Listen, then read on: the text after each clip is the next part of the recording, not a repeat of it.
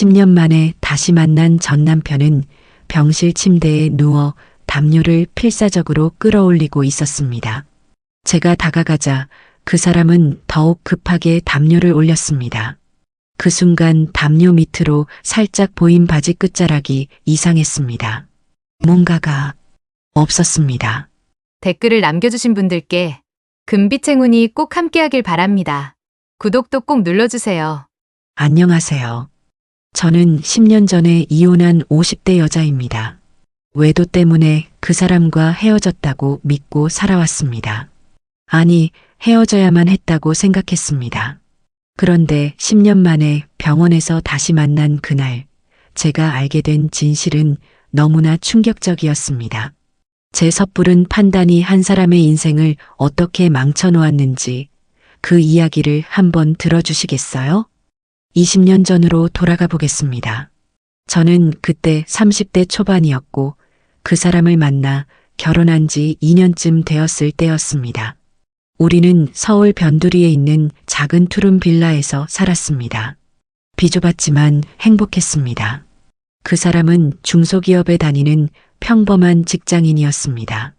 저는 동네 슈퍼에서 아르바이트를 하며 생활비를 보탰죠.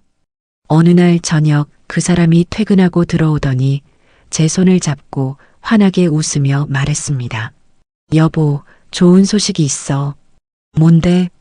승진했어. 대리 달았어. 저는 기뻐서 그 사람을 와락 껴안았습니다. 정말? 축하해. 이제 월급도 좀 오르니까 우리 여유 생기겠다.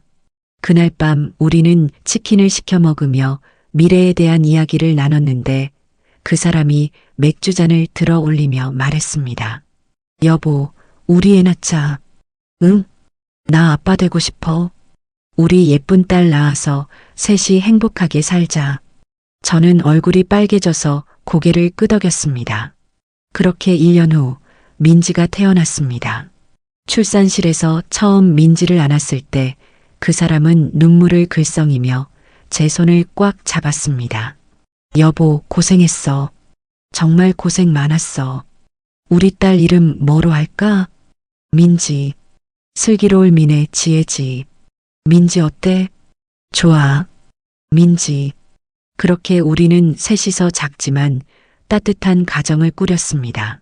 민지가 돌이 되던 날 그 사람은 퇴근하고 오자마자 민지를 번쩍 안아 올리며 웃었습니다.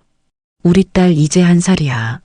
민지가 깔깔 웃으며 그 사람의 뺨을 손으로 툭툭 쳤습니다. 그 모습을 보는 제 마음은 정말 행복으로 가득 찼습니다. 민지가 2살이 되던 어느 날이었습니다. 그 사람이 민지를 안고 아파트 계단을 내려가다가 그만 발을 헛디뎌 넘어졌습니다. 저는 뒤에서 그 광경을 보고 기절할 뻔했죠. 민지야. 제가 비명을 지르며 달려갔습니다. 그 사람은 바닥에 쓰러져 있었습니다. 하지만 민지는 그 사람 품에 꼭 안겨 멀쩡했습니다. 그 사람이 넘어지면서 민지를 보호하려고 손을 짚었는데 손등이 찢어져 피가 흐르고 있었습니다.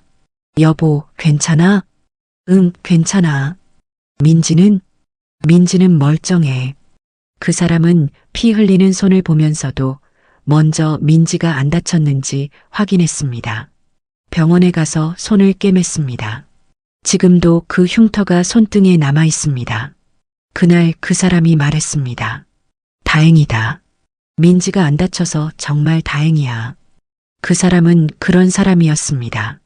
가족을 누구보다 사랑하고 자식을 위해서라면 자기 몸을 던질 수 있는 사람이었습니다. 그렇게 평온하던 우리 가정에 균열이 생기기 시작한 건 민지가 4살이 되던 해였습니다. 그 사람이 갑자기 밤늦게 들어오기 시작했거든요. 처음에는 일주일에 1~2번 정도였습니다. 그런데 점점 횟수가 늘어났습니다. 여보, 왜 이렇게 늦어? 회사 일이 많아서. 저녁은 먹었어? 응, 먹었어. 그 사람은 대답은 했지만 제 눈을 제대로 마주치지 않았습니다. 그리고 샤워를 하러 욕실로 들어갔죠. 저는 그날 밤 잠이 오지 않아 뒤척이다가 그 사람의 옷에서 나는 냄새가 신경 쓰였습니다. 담배 냄새였는데 그 사람은 담배를 피우지 않는 사람이었거든요. 다음 날 아침 저는 그 사람이 출근한 후 통장을 확인해 봤습니다. 이상한 출금 내역이 눈에 띄었습니다. 50만 원, 30만 원, 70만 원씩 자꾸 돈이 빠져나가고 있었습니다. 이게 뭐지? 저는 그날 저녁 그 사람이 퇴근하자마자 물었습니다. 여보, 이거 뭐야? 통장을 내밀었습니다. 아, 그거. 회사 사람들이랑 회식하고 그랬어. 이렇게 자주? 요즘 프로젝트 때문에 회식이 많아. 그 사람은 또 제 눈을 피했습니다. 저는 가슴이 답답했지만 더 이상 묻지 못했습니다. 그러던 어느 날 그 사람 핸드폰에서 문자 알림이 울렸습니다. 그 사람은 샤워 중이었고 핸드폰은 거실 소파에 놓여 있었습니다. 저는 무심코 화면을 봤습니다. 발신자 이름이 수진이었습니다. 오늘도 수고했어요.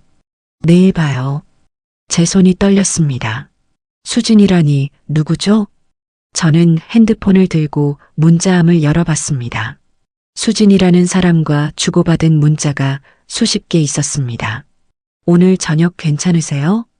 네, 괜찮아요. 그럼 7시에 만나요. 알겠습니다. 제 심장이 쿵쿵 뛰었습니다. 이게 뭐지? 이게 대체 뭐란 말이죠?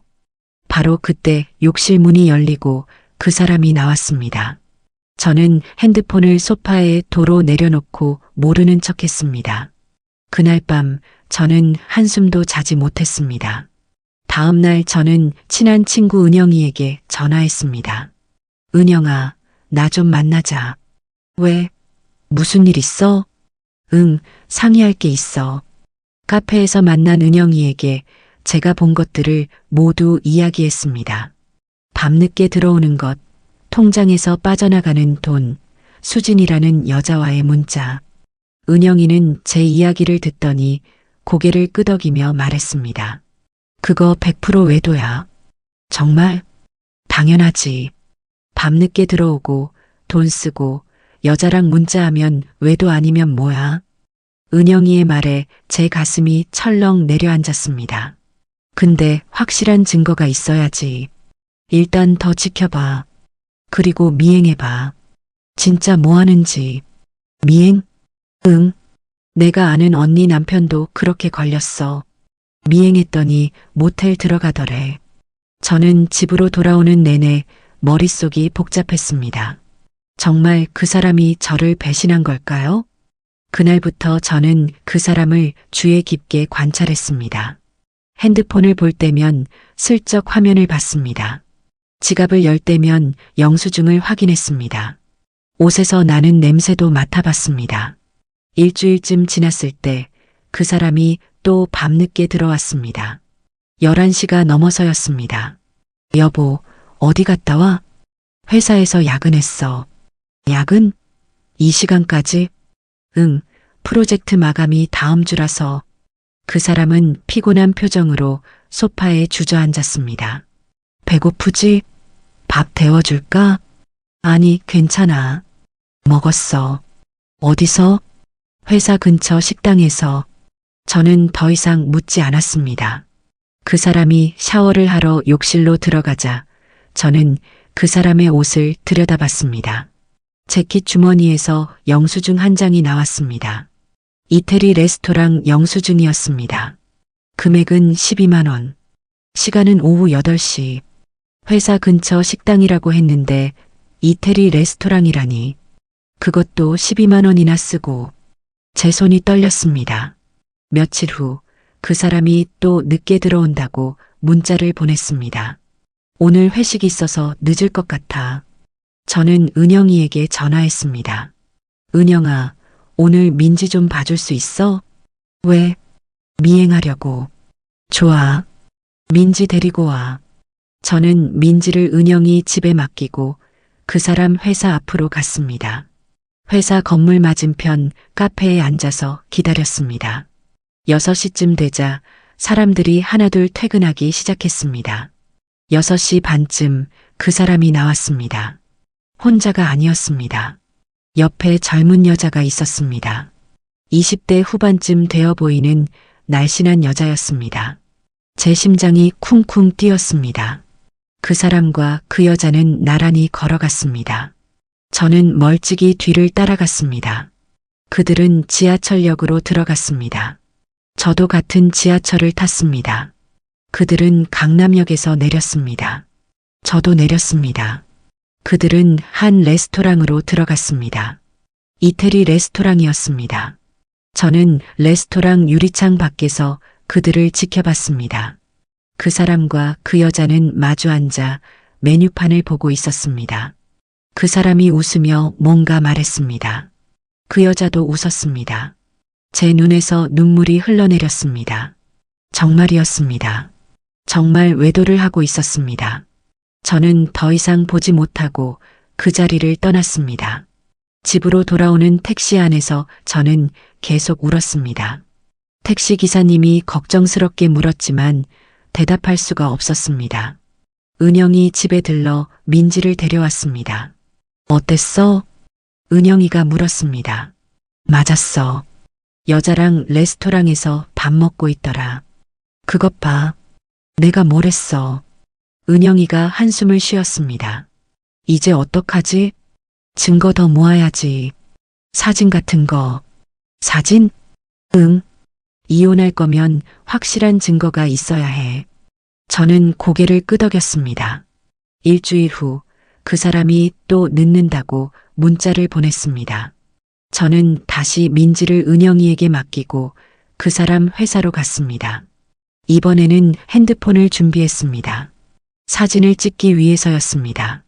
6시 반쯤 그 사람이 또 그 여자와 함께 나왔습니다. 저는 핸드폰을 들어 사진을 찍었습니다. 찰칵, 찰칵. 그들이 나란히 걷는 모습, 그들이 지하철에 함께 타는 모습, 그들이 레스토랑으로 들어가는 모습, 모두 찍었습니다. 그날 밤 집에 돌아와 사진들을 보니까 가슴이 찢어지는 것 같았습니다. 제 남편이 다른 여자와 함께 웃으며 걷고 있었습니다. 저는 그날 밤도 잠을 이루지 못했습니다. 침대에 누워 천장을 바라보며 생각했습니다. 이혼해야 할까? 아니면 모른 척해야 할까? 민지는 어떡하지? 아직 4살밖에 안 됐는데. 하지만 이렇게 배신당하고도 계속 살 수는 없었습니다. 다음 날 아침 저는 은영이에게 전화했습니다. 은영아, 이혼하려고. 진짜? 응. 더 이상 못 참겠어. 잘 생각했어. 그런 남자랑 살면 뭐해. 근데 어떻게 꺼내지? 그냥 증거 보여주고 이혼하자고 해. 응. 저는 그날 저녁 그 사람과 대화를 나누기로 마음먹었습니다. 그 사람이 퇴근하고 들어왔습니다. 여보, 밥 먹었어? 응, 먹었어. 그래. 저는 심호흡을 하고 입을 열었습니다. 우리 이야기 좀 하자. 무슨 이야기? 그 사람이 저를 봤습니다. 앉아.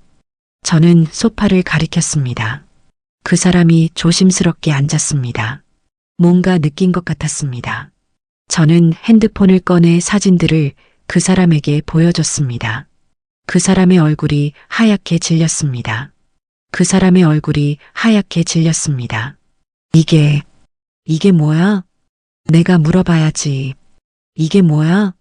저는 떨리는 목소리로 물었습니다. 여보, 이건 설명해봐. 이 여자가 누군데 매주 만나서 밥 먹고 그래? 그 사람이 입술을 깨물었습니다. 회사 후배야. 회사 후배? 회사 후배랑 매주 저녁 먹어? 일 때문에 만나는 거야. 일 때문에? 이태리 레스토랑에서? 제 목소리가 높아졌습니다. 여보, 진짜 오해야. 오해? 그럼 이 문자는 뭐야? 저는 그 사람 핸드폰을 집어들었습니다. 오늘도 수고했어요. 내일 봐요. 이게 일 때문에 하는 말이야? 그건 그 사람이 말을 잇지 못했습니다. 그리고 통장에서 빠져나간 돈은 매달 100만 원씩 어디 쓴 거야? 그건 말 좀 해봐. 저는 소리를 질렀습니다. 그 순간 민지 방에서 울음소리가 들렸습니다. 제 목소리에 깬 모양이었습니다. 저는 민지 방으로 달려가 민지를 안아줬습니다. 괜찮아, 민지야. 엄마가 여기 있어. 민지는 제 품에서 한참을 울다가 다시 잠들었습니다. 거실로 돌아오니 그 사람은 소파에 앉아 고개를 숙이고 있었습니다. 여보. 그 사람이 조심스럽게 입을 열었습니다. 진짜 오해야. 나 외도 안 해. 오해? 증거가 이렇게 많은데 오해라고? 수진이는 정말 회사 후배야. 신입사원이라 내가 교육 담당이었어. 교육 담당이면 회사에서 하면 되지 왜 밖에서 만나? 일이 끝나고 저녁 먹으면서 이야기하는 거야. 업무 관련해서 그 사람이 애타게 말했습니다. 그럼 돈은? 매달 100만 원씩 어디 쓴 거야? 그건 그 사람이 말을 멈췄습니다. 말 좀 해봐. 말 못해. 뭐? 미안해. 그건 말 못해. 저는 기가 막혔습니다. 말을 못해? 아내한테? 미안해. 미안하긴 뭐가 미안해. 당신 지금 외도하면서 거짓말하는 거잖아. 아니야, 진짜 아니야. 그 사람이 제 손을 잡으려 했습니다. 저는 손을 뿌리쳤습니다. 손 대지 마. 여보, 제발 믿어줘. 어떻게 믿어? 증거가 이렇게 많은데. 나 진짜 외도 안 했어. 그럼 증명해봐. 증명? 응. 수진이한테 전화해서 물어봐. 당신이랑 무슨 관계냐고. 저는 그 사람 핸드폰을 그 사람에게 던졌습니다. 그 사람은 핸드폰을 들었다가 다시 내려놨습니다. 못해. 왜? 정말 외도하니까 못하는 거지? 아니야. 그냥 복잡해. 복잡하긴 뭐가 복잡해. 저는 더 이상 참을 수가 없었습니다. 좋아. 당신이 증명 안 하면 나는 외도한 거로 알겠어. 여보, 제발. 이혼하자. 그 사람의 눈이 커졌습니다. 뭐? 이혼하자고. 여보, 진정해. 진정은 무슨. 나 완전히 진정한 상태야. 저는 차가운 목소리로 말했습니다. 일주일 동안 생각 많이 했어. 당신 미행도 하고 사진도 찍고 그러면서 계속 생각했어. 이혼해야 하나 말아야 하나. 그 사람은 아무 말도 하지 못했습니다. 결론은 이혼이야. 이렇게 배신당하고 살 수는 없어. 여보, 나 배신 안 했어. 그만해. 더 이상 듣기 싫어. 저는 손으로 귀를 막았습니다. 민지는 어떡하고. 민지는 내가 키울 거야. 여보, 내일 이혼 서류 가져올게. 서명해. 저는 자리에서 일어났습니다. 그 사람이 제 팔을 잡았습니다. 여보, 제발 한 번만 믿어줘. 손 놔. 나 진짜 외도 안 했어. 진짜야. 그 사람의 눈에 눈물이 고였습니다. 하지만 저는 그것조차 믿을 수가 없었습니다. 손 놓으라고. 저는 팔을 뿌리치고 방으로 들어갔습니다. 문을 잠그고 침대에 쓰러졌습니다.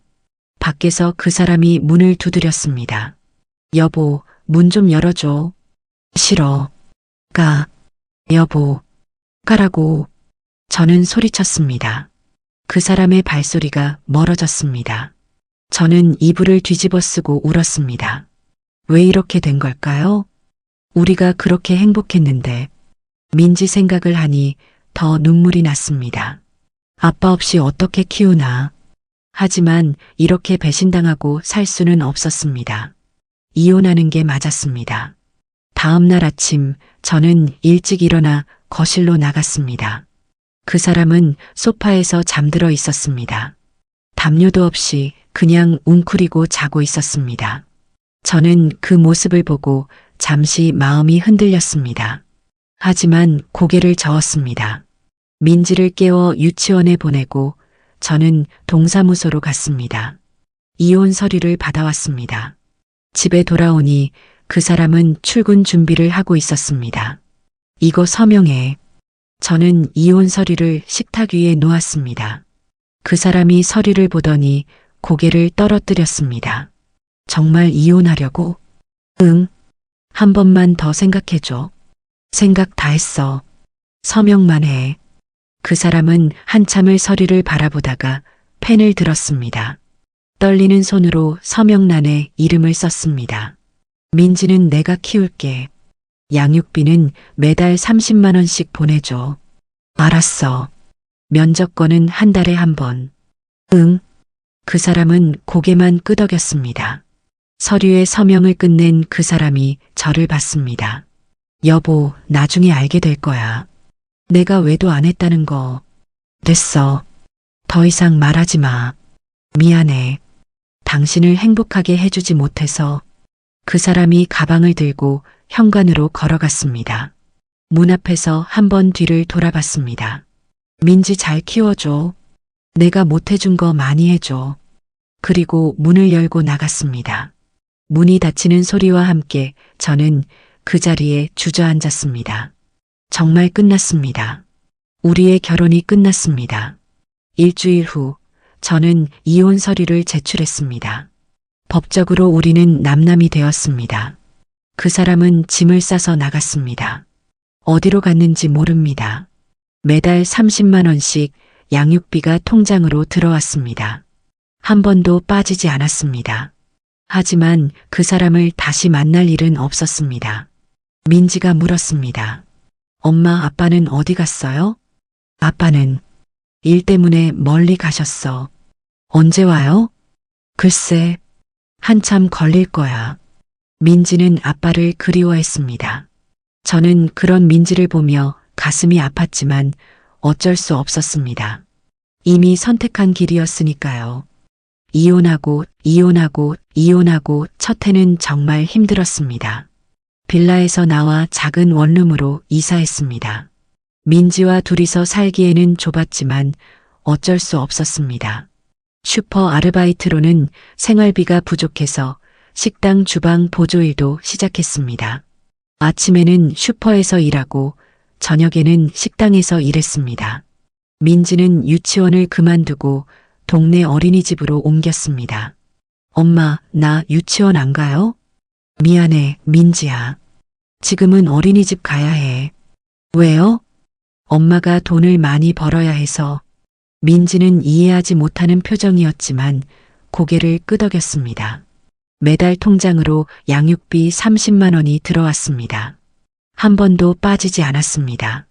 하지만 그 사람과는 연락이 없었습니다. 면접권도 행사하지 않았습니다. 한 달에 한 번 민지를 만날 수 있는데도 오지 않았습니다. 처음에는 화가 났습니다.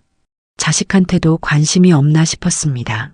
하지만 시간이 지나면서 오히려 다행이라고 생각했습니다. 만나지 않는 게 나았으니까요. 1년이 지나고 2년이 지나고 3년이 지났습니다. 민지는 초등학교에 입학했습니다. 입학식 날 다른 아이들은 아빠, 엄마 손을 잡고 왔는데 민지는 저 혼자랑 왔습니다. 민지가 물었습니다. 엄마, 아빠는 안 와요? 아빠는 바빠서 못 와. 다른 애들은 다 아빠랑 왔는데 우리 민지는 엄마랑 왔잖아. 민지는 고개를 숙였습니다. 제 가슴이 아팠지만 어쩔 수 없었습니다. 양육비는 계속 들어왔습니다. 30만 원. 한 달도 빠지지 않았습니다. 하지만 그게 전부였습니다. 전화도 없고 문자도 없고 만나자는 연락도 없었습니다. 5년이 지났을 때쯤 양육비가 20만 원으로 줄었습니다. 그 다음 달도 20만 원, 그 다음 달도 20만 원. 무슨 일이 있나 싶었지만 연락하지 않았습니다. 20만 원이라도 보내주는 게 어딥니까? 6년째 되던 해에는 양육비가 들어오지 않는 달도 있었습니다. 한 달 걸러 들어오기도 하고 2달 만에 들어오기도 했습니다. 저는 그냥 그러려니 했습니다.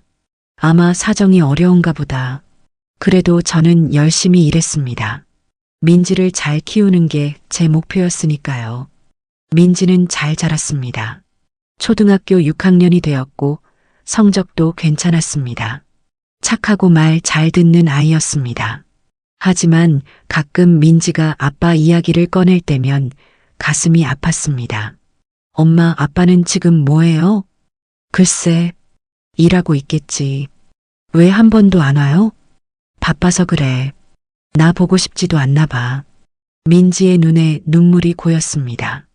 그럴 리 없어. 바빠서 못 오는 거야. 저는 민지를 안아줬습니다. 사실 저도 이해가 안 됐습니다. 아무리 이혼했어도 자식인데 10년 가까이 한 번도 안 보다니.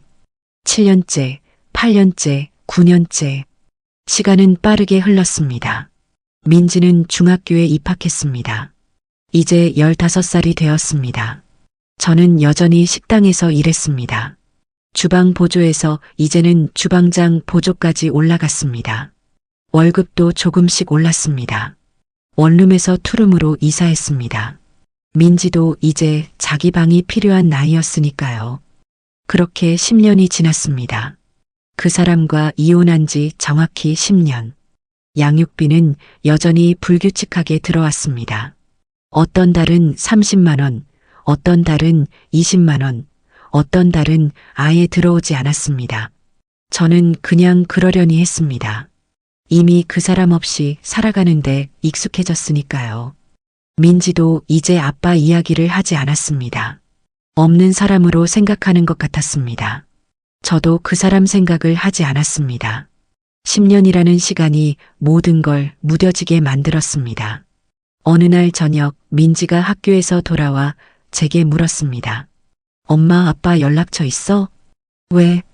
그냥 궁금해서. 민지는 고개를 숙였습니다. 무슨 일 있어? 아니에요. 그냥 한번 보고 싶어서요. 민지의 목소리가 떨렸습니다. 무슨 일 있었어? 학교에서? 친구들이 물어봐요. 아빠는 왜 안 보이냐고. 그래서 뭐라고 했는데? 아빠는 외국에서 일하신다고 했어요. 민지가 눈물을 닦았습니다. 제 가슴이 아팠습니다. 민지야. 엄마, 나 아빠 한 번만 보면 안 돼요? 10년 동안 한 번도 못 봤잖아요. 민지가 울먹이며 말했습니다. 저는 민지를 안아줬습니다. 알았어. 엄마가 연락해 볼게. 정말요? 응. 한번 알아볼게. 민지가 제 품에서 한참을 울었습니다. 그날 밤 저는 오랜만에 그 사람 전화번호를 꺼내봤습니다. 10년 동안 한 번도 누르지 않았던 번호.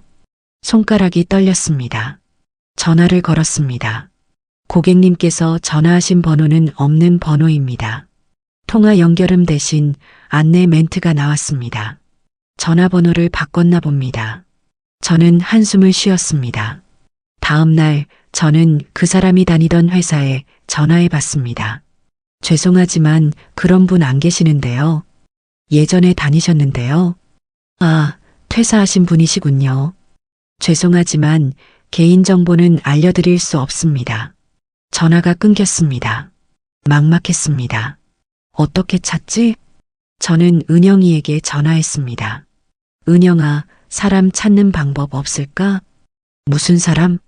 민지 아빠. 민지가 보고 싶대. 아, 그래. 근데 어렵지 않을까? 10년이나 지났는데. 그러게. 일단 더 알아봐. 혹시 공통 아는 사람 있으면 물어보고. 저는 고개를 끄덕였습니다. 며칠 동안 이것저것 알아봤지만 소용없었습니다. 그 사람을 아는 사람도 없었고 연락처도 찾을 수 없었습니다. 민지에게 말했습니다. 민지야, 미안해. 아빠 연락처를 못 찾겠어. 괜찮아요, 엄마. 민지는 웃으려 했지만 눈에 눈물이 고여 있었습니다. 저는 민지를 꼭 안아줬습니다. 며칠이 지났습니다. 저는 그 사람을 찾을 방법을 찾지 못했습니다. 그러던 어느 날 오후 낯선 번호로 전화가 왔습니다. 여보세요? 혹시 민지 어머니십니까? 네, 그런데요. 저는 서울대병원 응급실 간호사인데요. 제 심장이 쿵 하고 내려앉았습니다. 민지가 무슨 일 있어요? 아니요, 환자분 보호자를 찾고 있습니다. 환자요? 네, 환자분이 의식을 잃고 쓰러져서 응급실로 실려왔는데요. 신분증에서 찾은 주소가 예전 주소더라고요. 간호사가 설명했습니다. 그래서 통장 내역을 확인했더니 매달 송금하시는 분이 계셔서 연락드렸습니다. 누구신데요? 간호사가 이름을 말했습니다. 그 사람 이름이었습니다. 저는 전화를 끊자마자 민지 학교에 연락했습니다. 민지 좀 데리고 나가야 해서요. 급한 일이 생겼어요. 지금 바로요? 네, 정말 급해서요. 학교에서 허락을 받고 저는 교실로 달려갔습니다. 민지는 수업 중이었는데 선생님께 양해를 구하고 민지를 데리고 나왔습니다. 엄마, 무슨 일이에요? 왜 이렇게 급하게? 민지가 가방을 매며 물었습니다. 아빠가 병원에 계셔. 네. 민지가 걸음을 멈췄습니다. 아빠요? 응. 아빠가 쓰러지셔서 병원에 실려갔대. 진짜요? 민지의 목소리가 떨렸습니다. 빨리 가자. 저는 민지 손을 잡고 학교 밖으로 나왔습니다. 택시를 잡아 타고 병원으로 향했습니다. 택시 안에서 민지가 계속 물었습니다. 엄마, 아빠 많이 다치셨어요? 모르겠어. 쓰러지셔서 응급실로 실려갔다고만 했어. 아빠. 민지가 눈물을 글썽였습니다. 저는 민지 손을 꽉 잡아줬습니다. 제 가슴도 두근거렸습니다. 10년 만에 그 사람을 다시 본다니. 어떤 모습일까? 많이 변했을까? 왜 쓰러진 걸까? 택시는 빠르게 병원으로 달렸는데 제 머릿속은 복잡했습니다. 병원에 도착해서 응급실로 달려갔습니다. 응급실 입구에서 간호사에게 그 사람 이름을 말했습니다. 아, 네. 보호자시죠? 네. 이쪽으로 오세요. 간호사가 우리를 안내했습니다. 복도를 지나 응급실 안쪽으로 들어갔는데 여러 침대가 커튼으로 나뉘어 있었습니다. 간호사가 한 커튼 앞에서 멈췄습니다. 여기에요. 커튼을 젖히자 침대에 그 사람이 누워 있었습니다. 10년 만에 보는 모습이었습니다. 제 심장이 쿵 하고 내려앉았습니다. 많이 늙었습니다. 10년 전 이혼할 때는 30대 중반이었는데 지금은 40대 중반. 하지만 50대처럼 보였습니다. 머리에는 흰머리가 많았습니다. 얼굴은 핏기가 없고 창백했으며 뺨은 푹 꺼져 있었습니다. 몸은 많이 마른 것 같았습니다. 저 사람이 아빠예요? 민지가 조용히 물었습니다. 응. 민지는 그 사람을 물끄러미 바라봤습니다. 2살 때 이후로 처음 보는 아빠였으니까요. 의사 선생님이 오셨습니다. 보호자시죠? 네. 환자분이 길에서 쓰러지셔서 신고 들어와서 실려왔습니다. 무슨 일이에요? 저혈당 쇼크로 보입니다. 저혈당이요? 네, 당뇨병 있으신가요? 의사 선생님이 물었습니다. 당뇨병이요? 저는 놀라 물었습니다. 네, 검사 결과 당뇨가 있으신 것 같은데 관리가 잘 안 되신 것 같아요. 식사를 제대로 안 하신 것 같고 약도 불규칙하게 드신 것 같습니다. 혈당이 많이 낮아져서 쓰러지신 거고요. 의사 선생님이 차트를 보며 설명했습니다. 지금은 어떤가요? 응급 처치했고 의식도 돌아왔습니다. 포도당 주사 맞고 많이 안정되셨어요. 잠시 후 일반 병동으로 옮길 예정입니다. 네, 감사합니다. 의사 선생님이 가시고 저는 그 사람을 바라봤습니다. 당뇨병이라니. 그것도 관리가 안 될 정도로. 10년 동안 도대체 어떻게 산 걸까? 잠시 후 그 사람이 눈을 떴습니다. 천천히 눈을 뜨더니 주위를 둘러봤습니다. 그리고 저를 발견했습니다. 눈이 마주쳤습니다. 10년 만이었습니다. 그 사람의 눈이 커졌습니다. 놀란 표정이었습니다. 당신, 그 사람이 작게 말했습니다. 병원에서 연락 와서 왔어. 저는 최대한 담담하게 말하려 했습니다. 왜 왔어? 보호자 연락처가 없어서 통장 내역 보고 연락했대. 아, 그 사람이 고개를 돌렸습니다. 그 사람의 시선이 민지에게 갔습니다. 눈이 마주치자 그 사람의 눈에 눈물이 고였습니다. 민지야? 네. 민지가 작게 대답했습니다. 많이 컸네. 그 사람의 목소리가 떨렸습니다. 아빠, 민지도 눈물을 글썽였습니다. 그 사람이 손으로 눈을 가렸습니다. 어깨가 떨리는 게 우는 것 같았습니다. 일단 일반 병동으로 옮긴대. 거기서 이야기하자. 저는 간호사를 불렀습니다. 304호실. 그 사람이 배정받은 병실이었습니다. 간호사들이 그 사람을 침대째 옮겼습니다. 저와 민지는 뒤를 따라갔습니다. 엘리베이터를 타고 3층으로 올라갔습니다. 복도를 지나 304호실 앞에 도착했습니다. 간호사가 말했습니다. 환자분 옮기고 정리하는데 10분 정도 걸릴 거예요. 밖에서 기다려주세요. 네. 저와 민지는 병실 밖 복도 벤치에 앉았습니다. 민지가 조용히 말했습니다. 엄마, 아빠 많이 아파 보여요. 그러게. 아빠 얼굴이 너무 창백했어요. 응.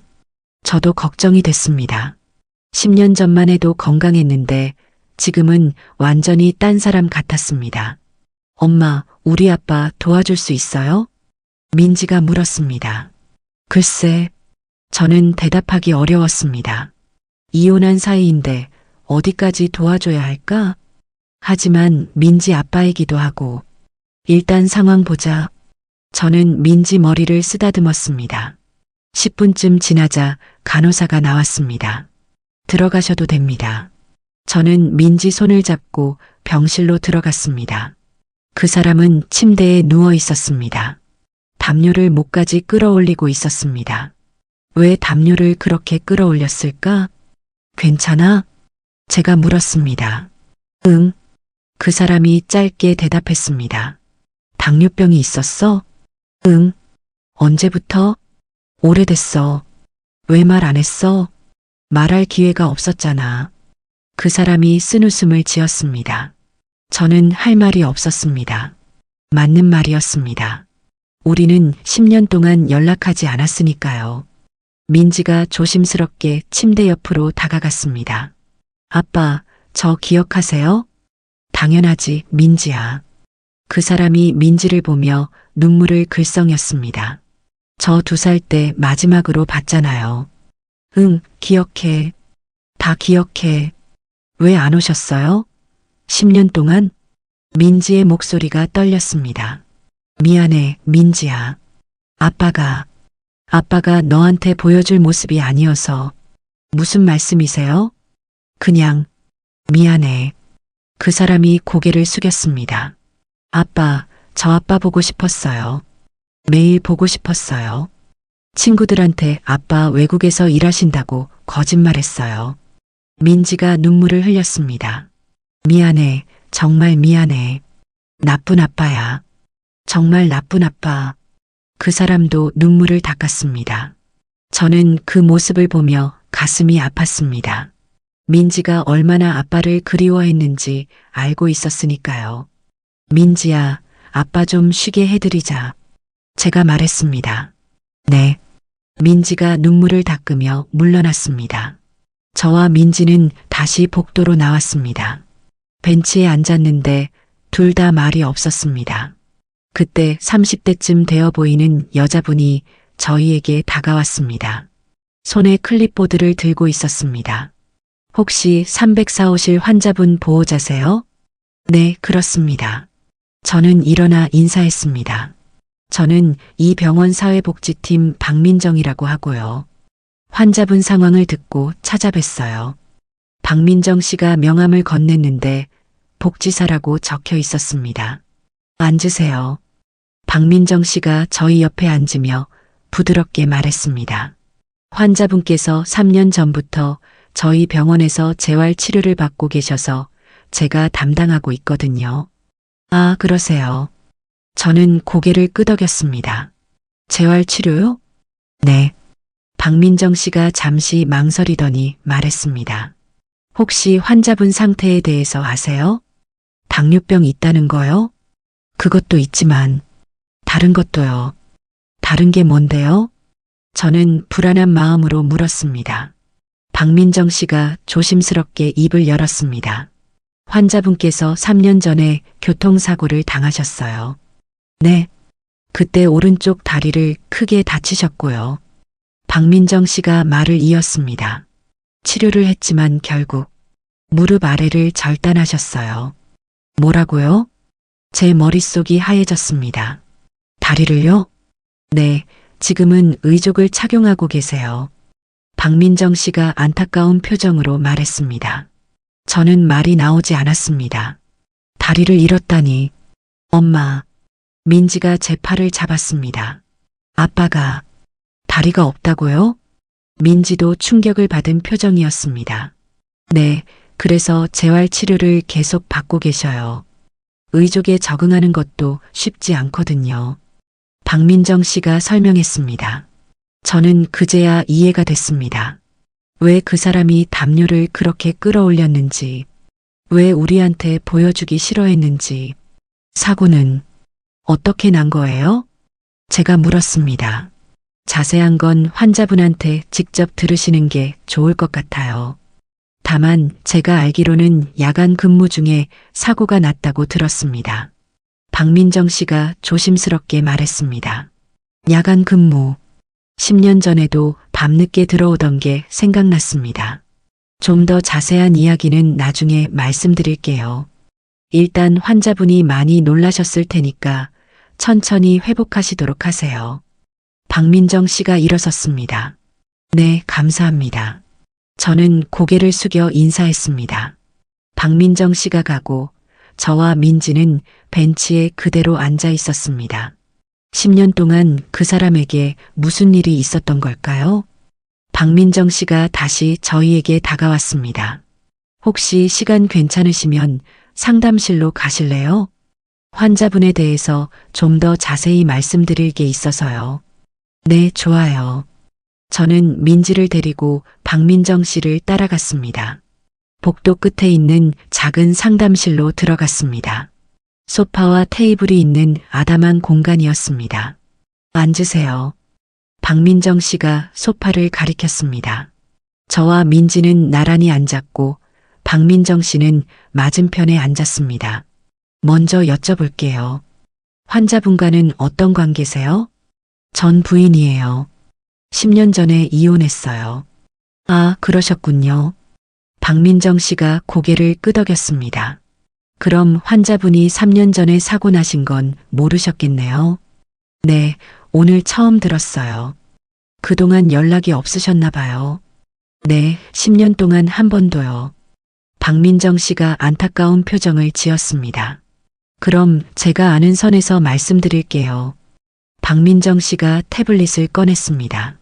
환자분께서 3년 전 5월에 교통사고를 당하셨어요. 밤 11시쯤 횡단보도를 건너다가 신호 위반한 차에 치이셨대요. 제 손이 떨렸습니다. 그때 오른쪽 다리에 심한 손상을 입으셔서 응급실로 실려오셨는데요. 의료진이 최선을 다했지만 결국 무릎 아래를 절단해야 했어요. 수술 후에 한 달 정도 입원하셨고 그 후로 지금까지 재활 치료를 받고 계세요. 박민정 씨가 설명했습니다. 그때 보호자는 없었어요? 제가 물었습니다. 없으셨어요. 혼자 입원하셨고 혼자 퇴원하셨고 수술 동의서도 본인이 직접 서명하셨어요. 저는 가슴이 찢어지는 것 같았습니다. 그 사람이 혼자서 그 모든 걸 견뎌냈다니. 혹시 그때 환자분이 무슨 일 하셨는지 아세요? 제가 물었습니다. 기록에 보면 택배 배송 일을 하셨다고 되어 있어요. 야간 배송이었나 봐요. 박민정 씨가 대답했습니다. 택배 배송? 그 사람이 택배 일을 하고 있었다니. 10년 전만 해도 회사 대리였는데 혹시 더 아시는 거 있어요? 민지가 조심스럽게 물었습니다. 박민정 씨가 잠시 망설이더니 말했습니다. 사실 환자분께서 처음 입원하셨을 때 경제적으로 많이 어려우셨어요. 수술비랑 입원비를 감당하기 힘들어 하셔서 저희가 의료비 지원을 연결해 드렸어요. 퇴원 후에도 생활이 어려우셔서 기초생활수급자 신청도 도와드렸고요. 기초생활수급자. 그 단어가 머릿속을 맴돌았습니다. 환자분께서 사고 전까지 택배 일로 근근히 생활하셨는데요. 사고 후에는 일을 못 하시니까 수입이 끊긴 거죠. 다행히 산재 처리가 되어서 치료비는 나왔지만 생활비는 없으셨어요. 박민정 씨가 안타까운 표정으로 말했습니다. 지금은 어떻게 지내세요? 제가 물었습니다. 지금은 정부 지원금으로 작은 고시원에서 지내시고 계세요. 재활 치료도 꾸준히 받으시면서 의족 적응 훈련도 하고 계시고요. 최근에는 장애인 일자리 프로그램에 신청하셔서 곧 일을 시작하실 예정이에요. 저는 눈물이 났습니다. 그 사람이 그렇게 힘들게 살고 있었다니. 혹시 환자분께서 10년 전에는 뭐 하셨는지 아세요? 박민정 씨가 물었습니다. 회사 다녔어요. 대리였고요. 저는 대답했습니다. 그럼 회사를 그만두신 거네요? 네, 아마도요. 저는 고개를 끄덕였습니다. 환자분 차트에 보니까 만성질환 기록이 있던데요. 박민정 씨가 태블릿을 다시 확인했습니다. 당뇨병이 있으셔서 꾸준히 약을 드시고 계세요. 당뇨병이요? 저는 놀라 물었습니다. 네, 기록에 보면 12년 전부터 당뇨가 있으셨다고 나와요. 그때부터 치료를 받으셨던 것 같아요. 12년 전, 우리가 결혼하고 있을 때였습니다.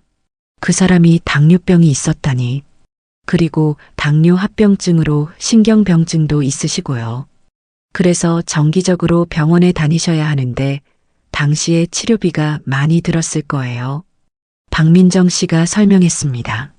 저는 머릿속이 복잡해졌습니다.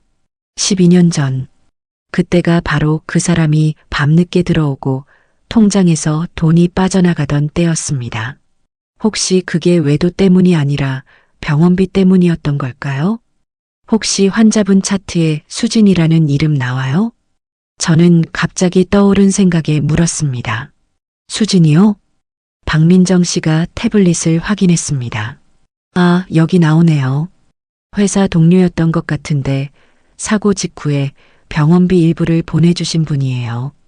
그 후로는 연락이 없으신 것 같고요. 제 심장이 쿵 하고 내려앉았습니다. 수진이가 그냥 회사 동료였고 그 사람이 아플 때 도와준 사람이었다니. 그 수진이라는 분이 혹시 뭐 하는 사람인지 아세요? 기록에 보면 같은 회사 후배였다고 나와요. 환자분이 신입사원 교육을 맡았었나 봐요. 박민정 씨가 대답했습니다. 저는 눈앞이 캄캄해졌습니다. 정말 외도가 아니었던 겁니다. 정말 일 때문에 만난 거였던 겁니다. 그리고 그 사람이 밤늦게 들어오고 돈을 쓴 건 외도 때문이 아니라 병원 때문이었던 겁니다. 죄송한데 혹시 괜찮으세요? 박민정 씨가 걱정스럽게 물었습니다. 네, 괜찮아요. 저는 눈물을 닦았습니다. 엄마, 민지가 제 손을 꽉 잡았습니다. 환자분께서 10년 전에 이혼하셨다고 하셨는데 혹시 그 이유가? 박민정 씨가 조심스럽게 물었습니다. 제가 외도라고 오해했어요. 밤늦게 들어오고 돈도 자꾸 쓰고 여자랑 자주 만나서요. 근데 그게 다 오해였던 거예요. 저는 울먹이며 말했습니다. 아, 그러셨군요. 박민정 씨가 안타까운 표정을 지었습니다. 환자분께서 당시에 당뇨 치료를 받으시면서 경제적으로 힘들어 하셨을 거예요. 당뇨약이 비싸거든요. 그리고 정기 검진도 자주 해야 하고요. 아마 가족분께 걱정 끼치기 싫어서 숨기셨던 것 같아요. 제 가슴이 찢어지는 것 같았습니다. 그 사람이 저를 위해서 숨긴 거였습니다. 저를 걱정시키지 않으려고. 그런데 저는 그걸 외도라고 오해했습니다. 환자분께서 사고 당하시고 나서 정말 힘드셨을 거예요. 박민정 씨가 말을 이었습니다. 다리를 잃으신 충격도 크셨을 텐데 경제적으로도 어려우시고 혼자서 모든 걸 감당하셔야 했으니까요. 그래도 정말 꿋꿋하게 재활 치료 받으시더라고요. 한 번도 빠지지 않으셨어요. 저는 고개를 숙였습니다. 그 사람이 그렇게 힘든 시간을 혼자 견디고 있을 때 저는 뭘 했을까요? 민지와 편하게 살면서 그 사람 생각조차 하지 않았습니다. 지금이라도 환자분께 힘이 되어 주시면 좋을 것 같아요. 박민정 씨가 부드럽게 말했습니다. 사실 환자분께서 감정적으로 많이 힘들어 하시거든요. 상담할 때 보면 가족 이야기는 절대 안 하세요. 혼자라고만 하시고요. 저는 눈물이 멈추지 않았습니다. 제가 얼마나 큰 잘못을 저질렀는지 이제야 깨달았습니다. 감사합니다, 복지사님. 저는 일어나 인사했습니다. 말씀 들으니까 제가 해야 할 일이 보여요. 좋은 결정이에요.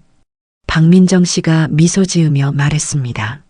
환자분께서 내일 모레 퇴원하실 예정인데 그때쯤 다시 뵙겠습니다. 네, 감사합니다. 저와 민지는 박민정 씨와 헤어지고 복도를 걸었습니다. 엄마, 우리 어떡할 거야? 민지가 물었습니다. 일단 아빠한테 제대로 사과해야지. 그리고 도와드려야 해. 저는 민지의 손을 잡았습니다. 10년 동안 못 해드린 걸 이제라도 해드려야 해. 민지가 고개를 끄덕였습니다. 우리는 304호실 앞에 다시 섰습니다. 이번에는 용기를 내서 문을 두드렸습니다. 들어와. 그 사람의 목소리가 들렸습니다. 저는 심호흡을 하고 문을 열었습니다. 문을 열고 들어가자 그 사람은 여전히 침대에 누워 있었습니다. 창밖을 바라보고 있었습니다. 우리가 들어오는 소리를 듣고 고개를 돌렸습니다. 또 왔어? 그 사람의 목소리는 여전히 차가웠습니다. 아빠, 우리 이야기 좀 해요. 민지가 먼저 입을 열었습니다. 할 이야기 없어. 그냥 가. 그 사람이 고개를 돌렸습니다. 저는 침대 옆 의자를 끌어다가 앉았습니다. 민지도 반대편에 앉았습니다. 가라고 했잖아. 그 사람이 짜증 섞인 목소리로 말했습니다. 당신 이야기 들었어. 저는 조용히 말했습니다. 그 사람의 몸이 굳었습니다.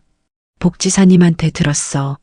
3년 전 사고 이야기, 당뇨병 이야기, 모두 다. 저는 떨리는 목소리로 말했습니다. 그 사람은 아무 말도 하지 않았습니다. 그저 천장만 바라보고 있었습니다. 미안해. 저는 겨우 그 말을 꺼냈습니다. 10년 전에 당신을 오해했어. 외도라고 생각했어. 근데 그게 아니었잖아. 제 눈에서 눈물이 흘러내렸습니다. 당뇨 치료받느라 밤늦게 들어온 거였고, 병원비 때문에 돈 쓴 거였고, 수진 씨는 그냥 회사 후배였잖아. 나는 왜 그걸 몰랐을까? 왜 당신 말을 안 믿었을까? 저는 얼굴을 손으로 가렸습니다. 그 사람은 여전히 아무 말도 하지 않았습니다. 한참이 지나고 나서 그 사람이 입을 열었습니다. 됐어. 이제 와서 사과해봤자 뭐해. 이미 다 끝난 일인데. 목소리에 체념이 섞여 있었습니다. 아빠, 그래도. 민지가 말하려 했지만 그 사람이 손을 들어 막았습니다. 민지야, 아빠는 괜찮아. 그냥 엄마 모시고 집에 가. 아빠는 혼자 있고 싶어. 민지의 눈에 눈물이 고였습니다. 당신 제발. 저는 침대 가장자리를 잡았습니다. 내가 잘못했어. 당신 말 안 믿고 의심한 것도, 이혼하자고 한 것도, 10년 동안 연락 안 한 것도 다 내 잘못이야. 제 목소리가 떨렸습니다. 그러니까 됐다니까. 그 사람이 짜증을 냈습니다. 이제 와서 사과받는다고 해서 뭐가 달라져? 내 다리가 돌아와? 지난 10년이 돌아와? 그 사람의 목소리가 높아졌습니다. 나 혼자 병원비 걱정하면서 약 먹던 거, 회사에서 후배 가르치느라 야근하던 거, 다 가족 먹여 살리려고 했던 건데 당신은 날 의심했잖아. 외도한다고 생각했잖아. 그 사람의 눈에 눈물이 고였습니다. 이혼 서류 내밀었을 때 얼마나 억울했는지 알아? 변명해도 안 믿을 것 같아서 그냥 서명했어. 어차피 당신 마음이 떠난 거 알았으니까. 그 사람이 팔로 눈을 가렸습니다. 미안해, 정말 미안해. 저는 그 사람의 손을 잡으려 했지만 그 사람이 손을 뿌리쳤습니다. 손대지 마. 당신이 날 버린 거야. 10년 동안 연락 한 번 없었잖아. 민지 면접권도 점점 줄어들었잖아. 나는 혼자였어. 완전히 혼자였다고. 그 사람의 목소리가 점점 커졌습니다. 당신 알아? 이혼하고 나서 내가 어떻게 살았는지. 그 사람이 침대에서 몸을 일으켰습니다. 회사도 잘렸어. 이혼하고 석 달 만에. 당뇨병 때문에 자꾸 몸이 안 좋아서 일을 제대로 못했거든. 그래서 잘렸어. 제 가슴이 철렁 내려앉았습니다. 새 직장 구하려고 했는데 어디서도 안 뽑아주더라. 나이도 있고 건강도 안 좋다고. 결국 택배일 시작했어. 그 사람의 목소리가 떨렸습니다. 야간 배송이었어.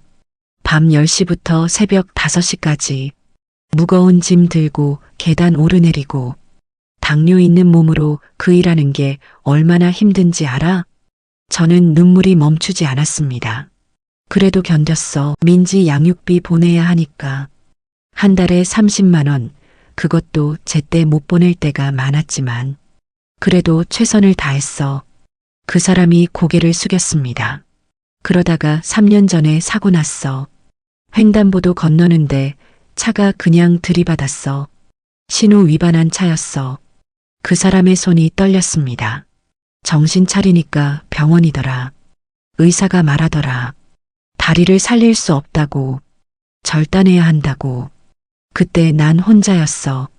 보호자도 없이 혼자 서명했어. 제 심장이 찢어지는 것 같았습니다. 수술하고 깨어났을 때 다리가 없더라. 담요 들춰보니까 무릎 아래가 없는 거야. 그때 정말 죽고 싶었어. 그 사람의 목소리가 흔들렸습니다. 입원비도 없었어. 수술비도 없었어. 복지사님이 도와주셔서 겨우 의료비 지원받았어. 기초생활수급자 됐어. 나 회사 대리였던 내가. 그 사람이 웃었는데 슬픈 웃음이었습니다. 민지 보고 싶었어. 그 사람이 민지를 봤습니다. 전화하고 싶었어. 한 달에 한 번이라도 보고 싶었어. 근데 못했어. 이런 꼴로 어떻게 딸을 만나. 그 사람의 눈에서 눈물이 흘러내렸습니다. 아빠, 민지가 울먹였습니다. 미안하다, 민지야. 아빠가 너한테 아무것도 해준 게 없어. 생일 선물도 제대로 못 사줬어. 용돈도 제대로 못 보냈어. 나쁜 아빠야. 그 사람이 얼굴을 손으로 가렸습니다. 아니에요, 아빠. 민지가 벌떡 일어나 그 사람을 안았습니다. 아빠 나쁜 거 아니에요. 아빠 최선을 다하셨잖아요. 민지가 그 사람의 등을 토닥였습니다. 그 사람이 민지를 꽉 안았습니다. 어깨가 들썩거렸습니다. 10년 동안 참았던 눈물이 쏟아지는 것 같았습니다. 미안해, 민지야. 미안해. 아빠 괜찮아요. 이제 우리 같이 있어요. 민지가 계속 그 사람의 등을 토닥였습니다. 저는 그 모습을 보며 가슴이 무너지는 것 같았습니다. 제가 얼마나 큰 잘못을 저질렀는지 뼈저리게 느꼈습니다. 10년. 그 긴 시간 동안 그 사람은 혼자서 모든 고통을 견뎌냈습니다. 저 때문에, 제 오해 때문에, 제 섣부른 판단 때문에. 저는 조용히 일어나 그 사람과 민지에게 다가갔습니다. 그리고 그들을 꽉 안았습니다. 미안해, 정말 미안해. 다 내 잘못이야. 용서해줘. 저는 울면서 말했습니다. 그 사람은 아무 말도 하지 않았지만 밀어내지도 않았습니다. 우리는 그렇게 한참을 서로를 안고 울었습니다. 병실 창밖으로 햇살이 들어왔습니다. 따뜻한 빛이었습니다. 병원에서 나온 저와 민지는 택시를 타고 집으로 돌아왔습니다. 집에 도착해서도 저는 멍하니 소파에 앉아 있었습니다. 머릿속이 복잡했습니다. 엄마 괜찮아요? 민지가 옆에 앉으며 물었습니다. 응, 괜찮아. 근데 정말 충격적이었어. 저는 한숨을 쉬었습니다. 아빠가 그렇게 힘들게 살고 계셨다니. 우리는 아무것도 몰랐잖아요. 민지도 눈시울이 붉어졌습니다. 이제라도 알았으니까 도와드려야지. 저는 민지 손을 잡았습니다. 어떻게요? 일단 퇴원하시면 우리 집에 모셔야 해. 정말요? 민지의 눈이 커졌습니다. 응. 고시원에서 혼자 사시게 할 수는 없잖아. 그리고 당뇨 관리도 해드려야 하고. 저는 이미 마음을 정했습니다. 다음 날 아침 저는 일찍 일어나 집안을 정리했습니다. 민지 방 옆에 작은 방이 하나 더 있었는데 거기를 그 사람 방으로 만들기로 했습니다. 창고처럼 쓰던 방이라 짐이 많았지만 하나씩 정리했습니다. 민지도 학교 갔다 와서 도와줬습니다. 엄마, 여기 이렇게 놓으면 어때요? 좋아. 침대는 창가 쪽에 놓자. 우리는 이틀 동안 열심히 방을 꾸몄습니다. 침대도 새로 사고 책상도 놓고 옷장도 정리했습니다. 아빠가 좋아하실까요? 민지가 물었습니다. 당연하지. 우리가 정성껏 준비했는데. 저는 방을 둘러보며 미소 지었습니다. 그 사람이 퇴원하는 날이었습니다. 저와 민지는 아침 일찍 병원으로 갔습니다. 304호실 문을 두드렸습니다. 들어와. 그 사람의 목소리가 들렸습니다. 문을 열고 들어가자 그 사람은 침대에 앉아 퇴원 준비를 하고 있었습니다. 작은 가방 하나가 전부였습니다. 퇴원 축하해. 제가 말했습니다. 응. 그 사람이 짧게 대답했습니다. 어제와는 달리 침착한 표정이었습니다. 아마 어제 감정을 많이 쏟아내서 그런 것 같았습니다. 어디 가려고? 제가 물었습니다. 고시원. 고시원? 응. 거기서 지내고 있었어. 그 사람이 가방을 들었습니다. 안 돼. 저는 그 사람 앞을 막아섰습니다. 우리 집에 가자. 뭐? 그 사람이 놀란 표정으로 저를 봤습니다. 우리 집에서 지내. 왜? 당신 아직 회복 중이잖아. 당뇨 관리도 해야 하고. 고시원에서 혼자 어떻게 관리해? 저는 단호하게 말했습니다. 괜찮아.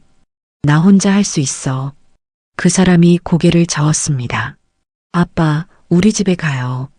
민지가 그 사람의 팔을 잡았습니다. 우리가 방도 준비했어요. 방을? 네. 아빠 방. 침대도 새로 샀어요. 민지가 웃으며 말했습니다. 그 사람의 눈이 흔들렸습니다. 당신, 우리한테 기회 줘. 저는 그 사람을 똑바로 봤습니다. 10년 동안 못 해준 거 이제라도 하게 해줘. 당신 돌봐주고 싶어? 제 목소리가 떨렸습니다. 그 사람은 한참을 망설이더니 고개를 끄덕였습니다. 알았어. 택시를 타고 우리 집으로 왔습니다. 그 사람은 계단을 오르는 게 힘들어 보였습니다. 의족을 착용하고 있었지만 아직 완전히 익숙하지 않은 것 같았습니다. 천천히. 저는 그 사람을 부축했습니다. 괜찮아. 그 사람이 말했지만 얼굴에 땀이 맺혀 있었습니다. 3층까지 올라오는데 10분이나 걸렸습니다. 현관문을 열고 들어갔습니다. 아빠, 여기가 우리 집이에요. 민지가 신이 나서 말했습니다. 좁지만 우리는 여기서 살았어요. 그 사람은 조용히 집 안을 둘러봤습니다. 아빠 방은 이쪽이에요. 민지가 그 사람을 안내했습니다. 방문을 열자 깨끗하게 정리된 방이 나타났습니다. 창가에 침대가 있고 책상과 옷장이 있었습니다. 벽에는 민지가 그린 그림도 붙어 있었습니다. 그 사람은 말없이 방을 바라봤습니다. 마음에 들어요? 민지가 조심스럽게 물었습니다. 응. 그 사람의 목소리가 떨렸습니다. 고마워, 민지야. 아빠 방에서 편히 쉬세요. 민지가 웃었습니다. 그 사람은 침대에 앉았습니다. 그리고 천천히 주위를 둘러봤습니다. 10년 만에 제대로 된 방이네. 그 사람이 중얼거렸습니다. 제 가슴이 아팠습니다. 10년 동안 제대로 된 방도 없었다니. 저녁을 준비했습니다. 당뇨 환자에게 좋은 음식을 인터넷으로 찾아보고 만들었습니다. 현미밥에 채소 반찬, 구운 생선. 밥 먹자. 세 사람이 식탁에 둘러앉았습니다. 10년 만에 다시 가족처럼 앉은 식사였습니다. 아빠 맛있어요? 민지가 물었습니다. 응, 맛있어. 그 사람이 천천히 밥을 먹었습니다. 당뇨 환자한테 좋은 음식이래. 제가 말했습니다. 고마워. 그 사람이 저를 봤습니다. 저는 괜히 눈물이 날 것 같아서 고개를 숙였습니다. 밤의 대화. 밤이 깊었습니다. 민지는 먼저 자러 들어갔고 저와 그 사람은 거실에 앉아 있었습니다. 차 마실래? 제가 물었습니다. 응. 저는 주방으로 가서 차를 끓였습니다. 당뇨에 좋다는 보리차였습니다. 두 잔을 들고 거실로 돌아와 그 사람 앞에 놓았습니다. 고마워. 그 사람이 차를 받았습니다. 잠시 침묵이 흘렀습니다. 당신, 제가 먼저 입을 열었습니다. 응? 10년 전에 왜 말 안 했어? 당뇨병 있다고. 제가 물었습니다. 그 사람은 한참을 망설이더니 대답했습니다. 당신 걱정시키기 싫었어. 그때 민지도 어렸고 당신도 힘들어 보였고 나까지 아프면 더 힘들어질 것 같았어. 10년 전 이야기. 병원비는 어떻게 했어? 약은 수당이랑 보너스로 냈어. 그래서 밤늦게 들어온 거야? 응. 병원이 밤 8시까지라서 회사 끝나고 바로 갔어. 그리고 검사하고 약 받고 하면 10시쯤 됐어. 그 사람이 설명했습니다. 수진이는 정말 회사 후배야. 신입이어서 내가 교육 담당이었고 일 끝나고 가끔 밥 먹으면서 업무 이야기했어. 그게 다야. 그 사람이 저를 똑바로 봤습니다. 미안해. 저는 고개를 숙였습니다. 나는 왜 당신을 의심했을까? 왜 당신 말을 안 믿었을까? 제 눈에서 눈물이 흘러내렸습니다. 됐어. 이제 와서 그걸 따지면 뭐해. 그 사람이 한숨을 쉬었습니다. 당신, 나 용서해 줄 수 있어? 저는 그 사람을 봤습니다. 그 사람은 한참을 말이 없었습니다. 모르겠어. 솔직히 아직도 화가 나. 10년이라는 시간을 혼자 버텨야 했던 게, 민지 못 본 게, 그 사람의 목소리가 떨렸습니다. 하지만, 민지 때문에라도 노력해 볼게. 민지가 우리 둘 다 필요하잖아. 그 사람이 민지 방을 봤습니다. 저는 고개를 끄덕였습니다. 고마워. 고맙긴. 나도 노력할게. 그 사람이 차를 한 모금 마셨습니다. 우리는 그렇게 밤늦도록 이야기를 나눴습니다. 10년 동안 못한 이야기들을 조금씩 꺼냈습니다. 창밖이 밝아오고 있었습니다. 자야겠다. 그 사람이 일어났습니다. 응, 푹 쉬어. 저도 일어났습니다. 그 사람이 자기 방으로 걸어가다가 뒤돌아봤습니다. 고마워. 방 만들어줘서. 당연한 거지 뭐. 저는 웃었습니다. 그 사람도 희미하게 웃었습니다. 10년 만에 보는 그 사람의 웃음이었습니다. 방문이 닫히고 저는 거실에 혼자 남았습니다. 이제 시작입니다. 10년의 상처를 치유하는 긴 여정의 시작. 하지만 저는 포기하지 않을 겁니다. 끝까지 그 사람 옆에 있을 겁니다. 다음 날 아침 저는 일찍 일어나 아침 식사를 준비했습니다. 당뇨 환자를 위한 식단을 짜놓았거든요. 현미밥, 나물 반찬, 두부조림, 된장찌개. 그 사람 방 앞에 가서 조심스럽게 노크했습니다. 아침 먹자. 응, 나갈게. 잠시 후 문이 열리고 그 사람이 나왔습니다.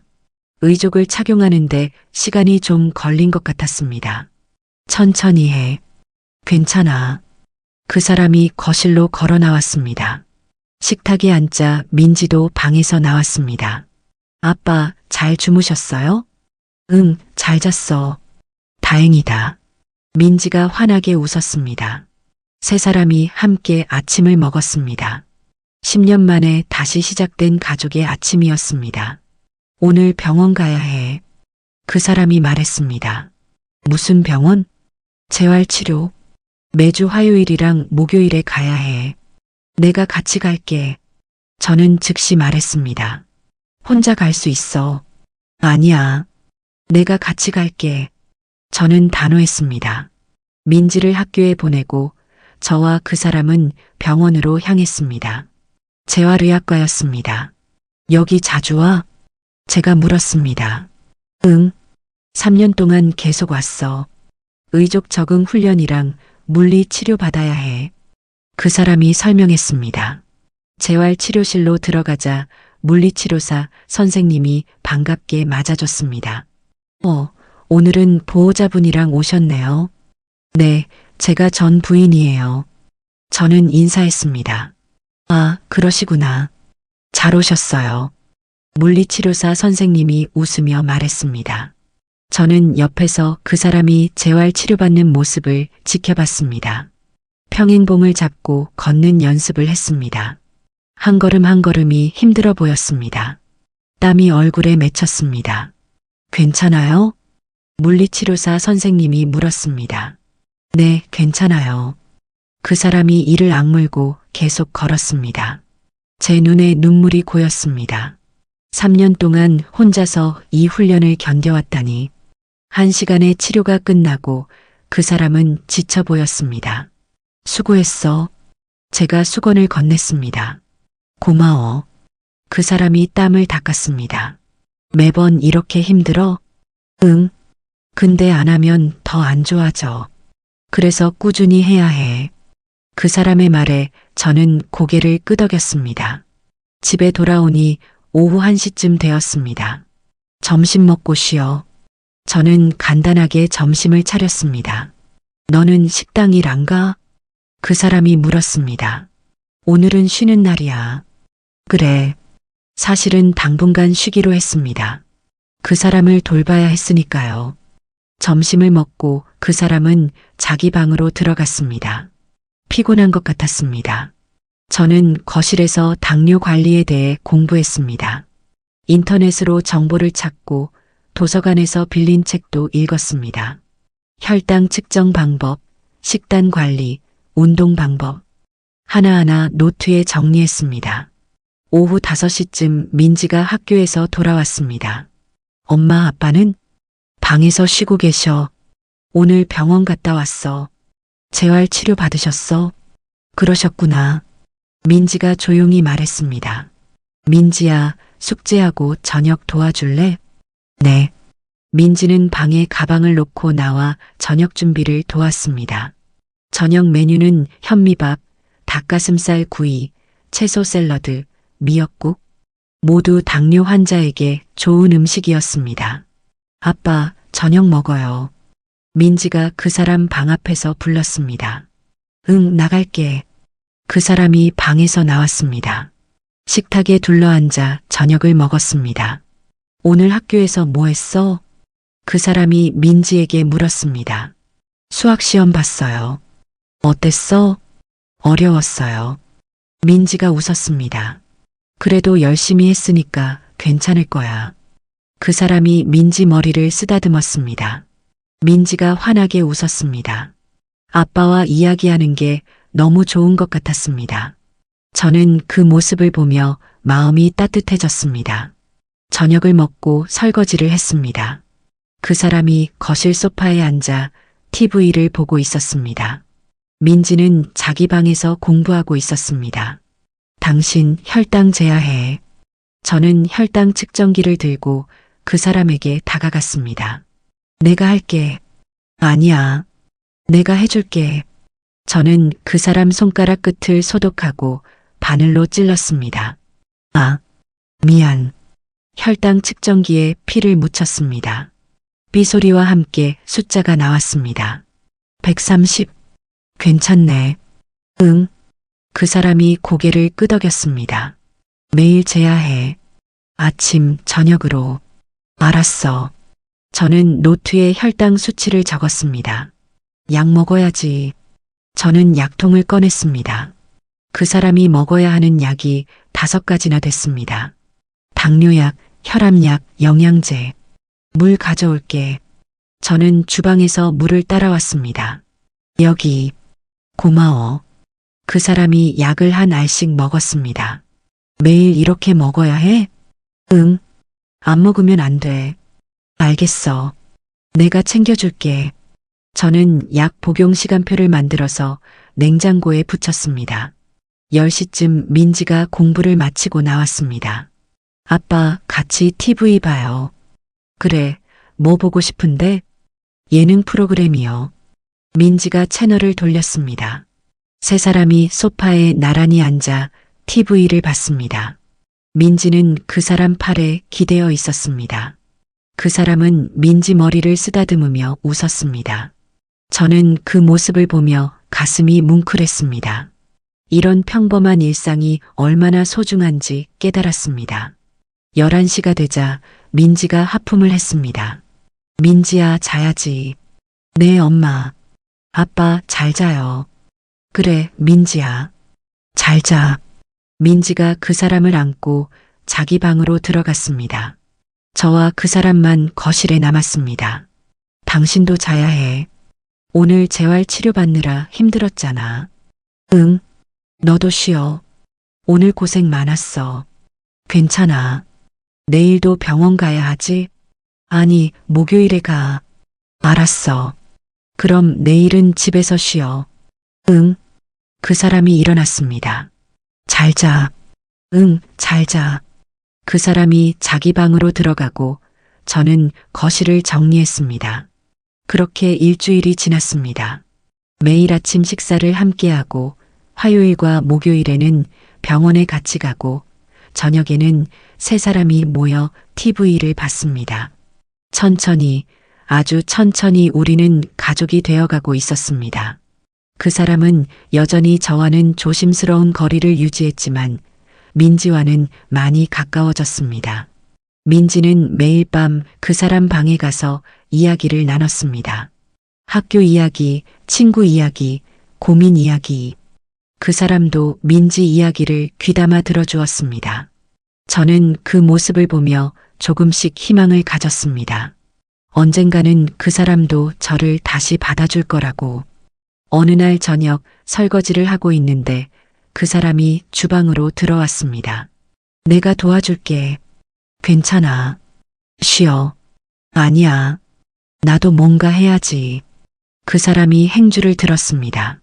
저는 설거지를 하고 그 사람이 닦았습니다. 말없이 함께 일하는 시간이었지만 어색하지 않았습니다. 고마워. 제가 말했습니다. 뭐가? 도와줘서 당연한 거지 뭐. 그 사람이 짧게 대답했습니다. 하지만 그 짧은 대답에 저는 조금 더 가까워진 것 같은 느낌을 받았습니다. 2주째가 되자 그 사람도 집에 많이 적응한 것 같았습니다. 아침에 일어나서 스스로 혈당을 재고 약도 챙겨 먹었습니다. 재활 치료도 꾸준히 받았고 집에서도 운동을 했습니다. 거실에서 스쿼트를 하거나 스트레칭을 했습니다. 저는 옆에서 지켜보며 응원했습니다. 잘하고 있어. 고마워. 그 사람이 땀을 닦으며 웃었습니다. 조금씩, 정말 조금씩 그 사람의 얼굴에 생기가 돌아오고 있었습니다. 그 사람이 우리 집에 온 지 한 달이 지났습니다. 많은 것이 달라졌습니다. 그 사람의 얼굴에는 생기가 돌았고 체중도 조금 늘었습니다. 혈당 수치도 안정적으로 관리되고 있었습니다. 오늘 병원 검진 받는 날이지? 아침에 제가 물었습니다. 응. 한 달마다 정기 검진 받아야 해. 내가 같이 갈게. 괜찮아. 혼자 갈 수 있어. 아니야. 같이 가자. 저는 이미 가방을 들고 있었습니다. 그 사람은 더 이상 거절하지 않았습니다. 병원에 도착해서 진료실로 들어갔습니다. 담당 의사 선생님이 검사 결과를 보며 말했습니다. 혈당 수치가 많이 좋아졌네요. 정말요? 그 사람이 놀란 표정으로 물었습니다. 네, 지난달보다 확실히 개선됐어요. 식단 관리 잘하셨나 봐요. 의사 선생님이 웃으며 말했습니다. 저는 그 말을 듣고 가슴이 뿌듯했습니다. 계속 이렇게 관리하시면 합병증 걱정도 줄어들 거예요. 네, 감사합니다. 그 사람이 고개를 숙여 인사했습니다. 진료실을 나오며 그 사람이 저를 봤습니다. 고마워. 뭐가? 덕분이야. 식단 관리해줘서 그 사람이 처음으로 진심 어린 감사 인사를 했습니다. 제 눈에 눈물이 고였습니다. 병원을 나와 집으로 가는 길이었습니다. 날씨가 좋았습니다. 따뜻한 봄날이었습니다. 택시 탈까? 제가 물었습니다. 아니야. 좀 걷고 싶어. 괜찮아? 응. 요즘 의족에도 많이 적응했어. 그 사람이 천천히 걸었습니다. 저는 그 사람 옆에서 보조를 맞춰 걸었습니다. 공원 옆을 지나가는데 벚꽃이 만개에 있었습니다. 예쁘다. 그 사람이 벚꽃을 올려다보며 말했습니다. 응, 정말 예쁘다. 우리 잠시 앉았다 갈까? 그래. 공원 벤치에 앉았습니다. 벚꽃잎이 바람에 날려 우리 위로 떨어졌습니다. 한참을 말없이 앉아 있다가 그 사람이 입을 열었습니다. 나 3년 전에 사고 났을 때 정말 죽고 싶었어. 저는 그 사람을 봤습니다. 다리 잃고 일도 못하고 혼자 병원 침대에 누워 있는데 도대체 왜 살아야 하나 싶었어. 그 사람의 목소리가 떨렸습니다. 민지 생각만 아니었으면 진짜 포기했을 거야. 민지가 어디선가 잘 살고 있을 거라는 생각에 버텼어. 제 가슴이 찢어지는 것 같았습니다. 근데 한 달 전에 병원에서 깨어났을 때 당신이랑 민지가 있더라. 그때 정말 꿈인 줄 알았어. 그 사람이 저를 봤습니다. 10년 동안 한 번도 안 보던 사람들이 갑자기 나타났으니까. 미안해. 저는 고개를 숙였습니다. 처음에는 화가 났어. 왜 이제 와서 나타나냐고, 10년 동안 뭐 했냐고. 그 사람이 말을 이었습니다. 근데 한 달 동안 같이 지내면서 생각이 바뀌었어. 정말? 응. 당신이 진심으로 잘못했다고 생각하는 게 느껴졌어. 그리고 민지를 위해서라도 우리가 다시 시작할 수 있을 것 같았어. 제 눈에서 눈물이 흘러내렸습니다. 당신, 나 아직도 화가 나. 그 사람이 말했습니다. 10년이라는 시간이 쉽게 지워지는 게 아니야. 알아. 하지만 노력하고 싶어. 당신이 진심으로 미안해하는 것도 알고 나한테 잘해주려는 것도 알아. 그래서 나도 노력하고 싶어. 그 사람의 손이 제 손 위에 올라왔습니다. 10년 만에 처음으로 그 사람이 먼저 제 손을 잡았습니다. 고마워. 저는 그 사람의 손을 꽉 잡았습니다. 천천히 가자. 급하지 않아. 그 사람이 말했습니다. 응, 천천히 가자. 저는 고개를 끄덕였습니다. 우리는 한참을 손을 잡고 벚꽃을 바라봤습니다. 집에 돌아오니 민지가 학교에서 돌아와 있었습니다. 엄마, 아빠 왔어요? 응, 왔어. 검진 결과 어땠어요? 좋아졌대. 혈당 수치가 많이 개선됐어. 그 사람이 웃으며 말했습니다. 와, 진짜요? 잘 됐다. 민지가 환하게 웃었습니다. 엄마가 식단 관리 잘해줘서 그래.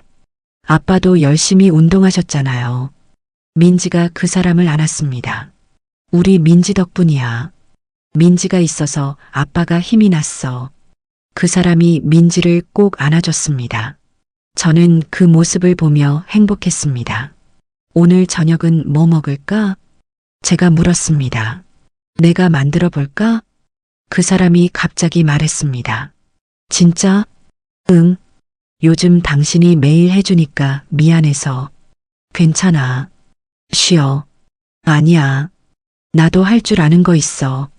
그 사람이 주방으로 들어갔습니다. 저와 민지는 놀란 표정으로 서로를 봤습니다. 아빠가 요리해요? 민지가 작게 물었습니다. 글쎄, 한번 보자. 우리는 거실에서 그 사람을 지켜봤습니다. 그 사람은 냉장고를 열어 재료를 꺼냈습니다. 계란, 햄, 양파, 파. 볶음밥 만들 거야. 당뇨 환자가 볶음밥 먹어도 돼? 제가 걱정스럽게 물었습니다. 현미밥으로 만들면 괜찮아. 인터넷으로 찾아봤어. 그 사람이 웃으며 말했습니다. 저는 놀랐습니다. 그 사람이 당뇨 식단을 스스로 공부한 거였습니다. 그 사람은 능숙하게 재료를 썰고 볶았습니다. 계란을 풀어넣고 햄과 야채를 넣고 현미밥을 넣어 볶았습니다. 간장 대신 저염 간장을 썼고 기름도 최소한만 사용했습니다. 20분 후 볶음밥이 완성됐습니다. 맛있겠다. 민지가 눈을 반짝이며 말했습니다. 먹어봐. 그 사람이 새 그릇에 볶음밥을 담았습니다. 세 사람이 식탁에 앉아 볶음밥을 먹었습니다. 맛있어요, 아빠. 민지가 웃으며 말했습니다. 정말? 네, 진짜 맛있어요. 저도 한 숟가락 먹었습니다. 정말 맛있었습니다. 당신 언제 요리 배웠어? 혼자 살면서 배웠지 뭐. 10년 동안 혼자 살았으니까 해야 했어. 그 사람이 담담하게 말했습니다. 저는 가슴이 아팠지만 아무 말도 하지 않았습니다. 앞으로 가끔 내가 만들게. 당신만 계속하면 힘들잖아. 그 사람이 말했습니다. 고마워. 저는 웃으며 대답했습니다. 민지가 먼저 자러 들어가고 저와 그 사람은 거실에 앉아 있었습니다. 당신, 제가 먼저 입을 열었습니다. 응? 오늘 손 잡아줘서 고마워. 그 사람이 빙그레 웃었습니다. 나도 이제 좀 마음을 열어야 할 것 같아서. 천천히 해. 내가 기다릴게. 고마워. 그 사람이 저를 봤습니다. 우리 다시 시작하는 거지? 응. 다시 시작하는 거야. 저는 고개를 끄덕였습니다. 10년 전처럼은 안 될 거야. 알아. 새로운 시작이야. 완전히 새로운. 응. 새로운 시작. 저는 그 사람의 손을 잡았습니다. 그 사람도 제 손을 꽉 잡아줬습니다. 내일부터 일자리 알아봐야겠어. 그 사람이 말했습니다. 일자리? 응. 나도 뭔가 해야지. 계속 집에만 있을 수는 없잖아. 그 사람이 진지하게 말했습니다. 무리하지 마. 괜찮아. 장애인 일자리 프로그램이 있대. 복지사님이 연결해 주신다고 했어. 그래, 알겠어. 저는 고개를 끄덕였습니다. 나도 다시 일 시작할게. 식당 일? 응. 주방장님이 언제든 다시 오라고 하셨어. 그래. 우리 둘 다 열심히 살자. 응. 우리는 서로를 보며 웃었습니다. 창밖으로 달이 떠올랐습니다. 밝은 보름달이었습니다. 저 달 봐. 제가 말했습니다. 예쁘다. 10년 전에도 저렇게 예쁜 달이 떴을까? 글쎄. 근데 10년 전에는 볼 여유가 없었어. 그 사람이 쓴웃음을 지었습니다. 이제는 같이 보자. 저런 예쁜 것들. 응. 같이 보자. 그 사람이 고개를 끄덕였습니다. 우리는 한참을 달을 바라봤습니다. 10년의 시간. 그 긴 시간이 주는 아픔도 있었지만 이제는 새로운 시작이 있었습니다. 천천히, 아주 천천히 우리는 다시 사랑을 배워가고 있었습니다. 그 사람이 우리 집에 온 지 3개월이 지났습니다. 많은 것이 변했습니다. 그 사람은 구청에서 운영하는 장애인 일자리 프로그램에 참여하게 됐습니다. 주 4일 하루 4시간씩 일했습니다.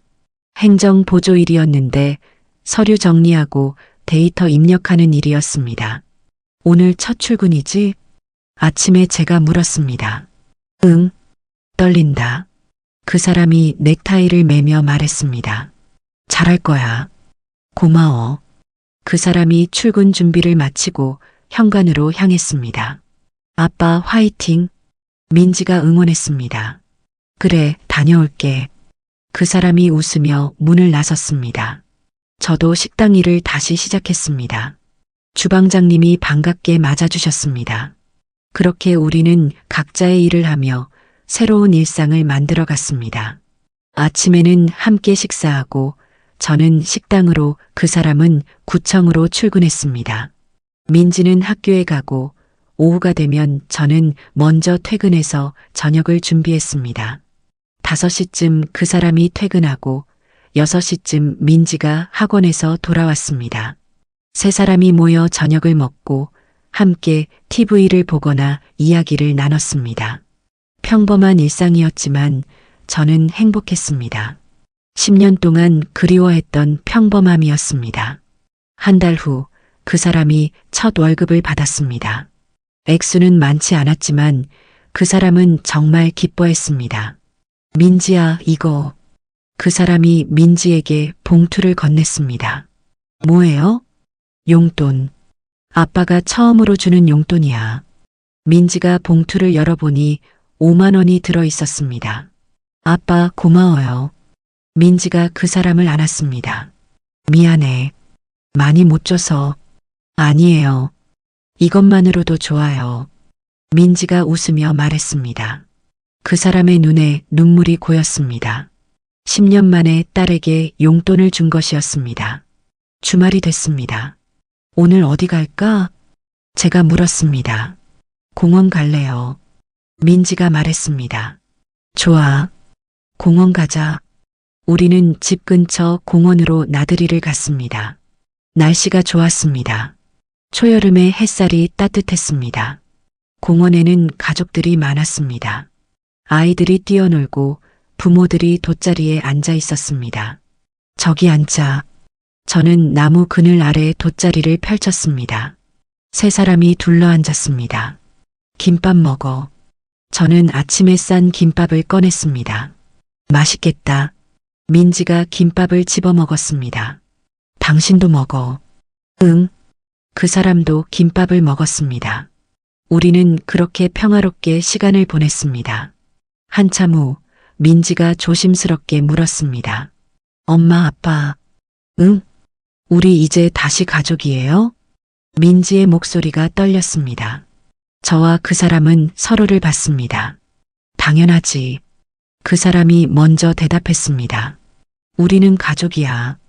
언제나 가족이었어. 진짜요? 응. 엄마 아빠가 잠깐 떨어져 있었을 뿐이야. 제가 말했습니다. 민지의 눈에 눈물이 고였습니다. 좋아요. 정말 좋아요. 민지가 우리를 안았습니다. 우리는 세 사람이 꽉 껴안았습니다. 저녁 무렵 집으로 돌아왔습니다. 민지는 피곤한지 먼저 자러 들어갔습니다. 저와 그 사람은 거실에 앉았습니다. 당신. 제가 먼저 입을 열었습니다. 응? 고마워. 뭐가? 다시 시작해줘서. 제 목소리가 떨렸습니다. 나도 고마워. 그 사람이 말했습니다. 10년 전에 내가 당신한테 제대로 말하지 못한 게 후회됐어. 당뇨병 있다는 것도 힘들다는 것도 다 숨겼잖아. 당신을 걱정시키기 싫어서. 근데 그게 오히려 오해를 만들었어. 그 사람의 목소리가 흔들렸습니다. 이제는 다 말해줘. 제가 그 사람의 손을 잡았습니다. 힘든 것도 아픈 것도 슬픈 것도 우리 같이 나누자. 응, 그럴게. 그 사람이 고개를 끄덕였습니다. 나 요즘 생각해. 그 사람이 말했습니다. 뭘? 10년이라는 시간이 헛되지 않았던 것 같아. 무슨 말이야? 저는 놀라 물었습니다.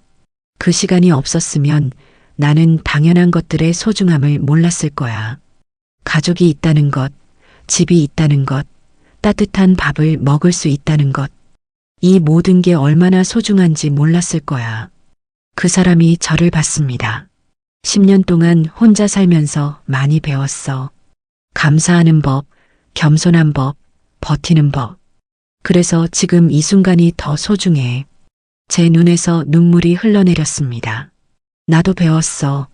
사람을 함부로 의심하면 안 된다는 것, 믿음이 얼마나 중요한지, 그리고 사랑하는 사람을 잃는 게 얼마나 아픈지. 저는 울면서 말했습니다. 앞으로는 절대 놓지 않을게. 제가 말했습니다. 나도. 그 사람이 제 손을 꽉 잡았습니다. 힘들어도 같이 이겨내자. 아파도 같이 견디자. 기쁠 때도 슬플 때도 같이 하자. 응. 우리는 서로를 꽉 안았습니다. 10년. 그 긴 시간 동안 우리는 멀리 떨어져 있었지만 이제는 다시 만났습니다.